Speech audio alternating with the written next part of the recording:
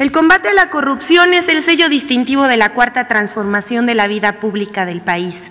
Y en esa tarea tienen que participar todos los sectores, pero sobre todo aquellos que tienen como cometido principal el servicio público, el servicio a la sociedad, como son los medios de comunicación. En efecto, la construcción, fortalecimiento y defensa de la democracia pasa por la depuración del aparato gubernamental, envilecido por el neoliberalismo y la corrupción. También en cuestión está el papel de los medios de comunicación, que en muchos casos han justificado o callado el despojo y la mentira. Así, se convirtieron en cómplices del saqueo y la manipulación en contra del pueblo. Hoy en México, ningún medio ni periodista puede llamarse amordazado, ni desde el gobierno de la República se pagan por silencios o adulaciones. La prueba más clara de la libertad de expresión, de la libertad de prensa, de la libertad que gozan y ejercen los medios, son los diarios ataques, muchas veces plagados de diatribas en infundios en contra del presidente de la República, sin que haya otra respuesta que el argumento veraz, la exposición de motivos clara sobre los proyectos y la exposición de mentiras en que incurren un día sí y el otro también. Así que va nuestra humilde contribución en este proceso. Iniciamos nuestra sección. Mentiras para cambiar percepciones sobre la economía y el Aeropuerto Internacional Felipe Ángeles. Los días 27 y 28 de octubre, diversos medios de comunicación publicaron que las acciones de la Bolsa Mexicana de Valores de la compañía Volaris habrían caído tras el anuncio de que volaría del Aeropuerto Internacional Felipe Ángeles hacia Tijuana, Baja California y a Cancún. Entre los principales medios que publicaron esa información fue El Universal, Milenio, MBS Noticias, Reporte Índigo, Eje Central, Latinos, El Economista. Consignaron que Volaris habría perdido 6.41% en la Bolsa Mexicana de Valores. Esta información no es verdad. Desde el pasado 22 de octubre, las acciones de la aerolínea sufrieron bajas. Sin embargo, no solo en el caso de Volaris, sino de otras empresas de aerolíneas internacionales como American Airlines, Delta Airlines y Southwest. También tuvieron tendencias a la baja en la Bolsa Mexicana de Valores. Las razones de este decremento son el riesgo por rebrote de la variante Delta Plus del COVID-19. El 29 de octubre, diversos medios de comunicación y periodistas difundieron información falsa de que cayeron las acciones de la aerolínea Volaris, tras anunciar que iniciaría operaciones en el Aeropuerto Internacional Felipe Ángeles. Los datos fueron utilizados de manera engañosa por la coincidencia entre el anuncio de Volaris de que operaría en el Aeropuerto Felipe Ángeles y la tendencia de la industria por COVID-19. El director general de Volaris, Enrique Beltranena, desmintió la información y detalló que después de un amplio análisis concluyó que será viable y más barato volar por el Aeropuerto Felipe Ángeles. Pero como siguen enojados con lo del aeropuerto, por eso inventan medios y periodistas. La siguiente, el colmo de las fake news. No es falso, pero no es verdadero. De cómo inventar un índice y darle difusión hasta que se crea que es verdad. Aquí les contaremos cómo una organización de Estados Unidos coloca a México como uno de los países más corruptos y cómo la difusión de esta calificación se usó para atacar al gobierno de Andrés Manuel López Obrador. Fue toda una operación.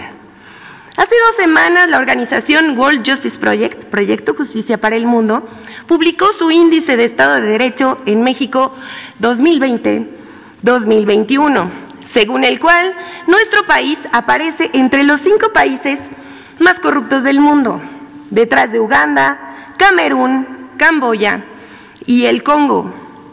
El informe coloca a México en el lugar 135 de 139 países evaluados. En América Latina y el Caribe, México aparece en el último lugar. Y desde ese momento no pararon en difundir en medios y en redes sociales, repitiendo el dato de la corrupción a la menor provocación, citando a comentaristas, conductores, analistas, académicos, periodistas y opositores. Pero ¿de dónde salió este índice multicitado? ¿Cómo se elaboró y quién lo financió? El Índice de Estado de Derecho en México se elabora desde hace 3 años. Casualmente, al mismo tiempo que López Obrador llegó a la presidencia de la República. En 2018, el World Justice Project evaluó a 133 países y colocó a México en el lugar 92. Un año después, en 2019, la organización evaluó a 126 países y colocó a México en el lugar 99. Y en 2020 pasó al lugar 113 de 139 en el índice general. Primero comentamos el dato más escandaloso. México cayó 9 lugares. Al respecto, los lugares de México han variado porque cada año se incorporan nuevos países al estudio. Para 2020, el World Justice Project incluyó 13 países nuevos, casi los mismos lugares que México se movió en la lista. Así que ese dato tan celebrado no es digno de ser tomado en cuenta. En segundo lugar, el índice no es un estudio exhaustivo, es el resultado de la consulta a un pequeño grupo de analistas, empresarios, organizaciones patronales, académicos, organizaciones no gubernamentales, que en casi todos tienen animadversión hacia el gobierno del presidente Andrés Manuel López Obrador. Aquí vemos a los colaboradores. Por ejemplo, hay gente de Coparmex, Transparencia Mexicana, el IMCO, México Evalúa, la Universidad Anáhuac, la Escuela Libre de Derecho, Cinépolis y Proyecto México Posible, entre otros. Entre los especialistas que ayudaron para la conceptualización y elaboración del índice del Estado de Derecho en México, pueden observarse a personajes como Edna Jaime, de México Evalúa, Juan Pardinas, del IMCO y director del periódico Reforma, y Ana Laura Magaloni, del CIDE. El Índice de Estado de Derecho en México es patrocinado por el World Justice Project, organización estadounidense fundada en 2006 por el abogado y empresario William Holrick, que durante casi 25 años fue el principal asesor legal de la compañía Microsoft en diversas polémicas mundiales.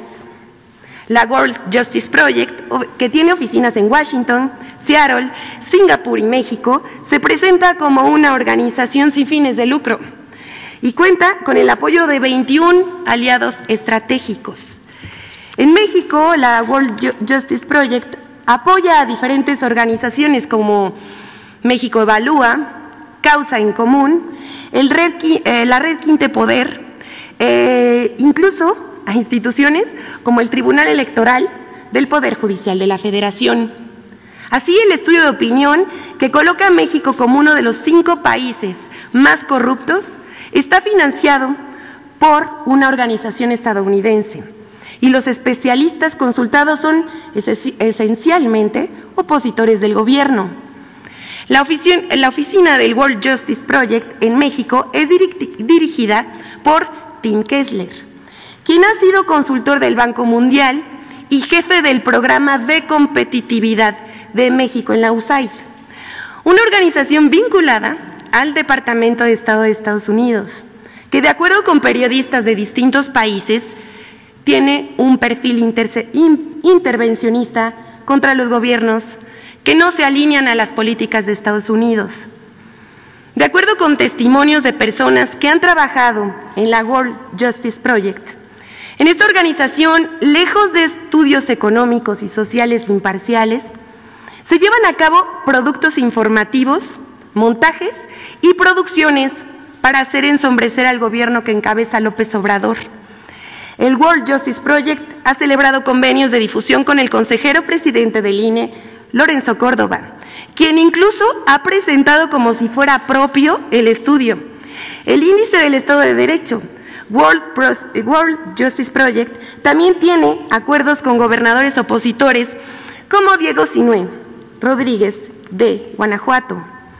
Mediante una compleja red de colaboraciones con diferentes personajes de la vida pública, el World Justice Project ha logrado abrir espacios para encabezar foros, conversatorios y mesas de análisis para difundir la idea de que México es un Estado fallido. Al observar el directorio del World Justice Project en México, se puede constatar que sus principales investigadores no son reporteros, periodistas ni académicos destacados, sino productores y directores de cine. El abogado del ITAM, Roberto Hernández, director del documental Presunto Culpable, es el investigador senior de la World Justice Project y representando a la organización estadounidense suele ofrecer conferencias al lado del empresario Gustavo de Hoyos, expresidente de la Coparmex, para difundir el trabajo de esta asociación. Isa Guerra, directora de producción de la World Justice Project, carece de experiencia en temas de corrupción, rendición de cuentas, pero por otra parte ha sido destacada productora en películas y series taquilleras como Cantinflas, Club de Cuervos y No Manches Frida. Como puede constatarse, detrás del Índice del Estado de Derecho en México 2021 están organizaciones y personajes que militan contra López Obrador. Quienes han difundido este informe son medios y periodistas y políticos como Claudio X González, Felipe Calderón, entre otros.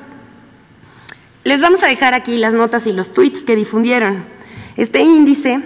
Así se construyen los golpes mediáticos contra el gobierno de la 4T, con la idea de manchar poco a poco el prestigio del gobierno con información falsa. Pero ya la gente no se deja llevar por esas informaciones. Hasta aquí la sección de hoy. Muchas gracias.